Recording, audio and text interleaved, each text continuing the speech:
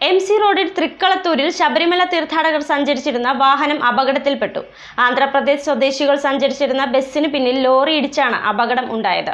അപകടത്തിൽ ഗുരുതരമായി പരിക്കേറ്റ ലോറി ഡ്രൈവറെ എറണാകുളത്തെ സ്വകാര്യ ആശുപത്രിയിൽ പ്രവേശിപ്പിച്ചിരിക്കുകയാണ്.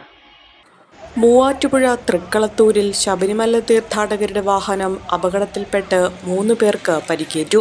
ഇന്ന് പുലർച്ചെ 2:50ഓടെയാണ് തൃക്കളത്തൂർ കനാൽപ്പടിയിൽ അപകടമുണ്ടായത്. ആന്ധ്രാപ്രദേശിൽ നിന്നും ശബരിമലയ്ക്ക് പോവുകയായിരുന്ന തീർത്ഥാടകരുടെ വാഹനത്തിന് പിന്നിൽ കമ്പി കയറ്റിവന്ന ലോറി ഇടിച്ചാണ് അപകടമുണ്ടായത്.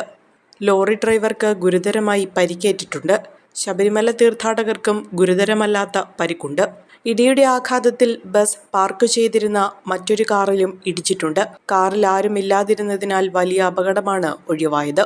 തുടർന്ന് റോഡിൽ നിന്നും തെന്നി നീങ്ങി KSEBയുടെ പോസ്റ്റും തകർത്താണ് വാഹനം നിന്നത്.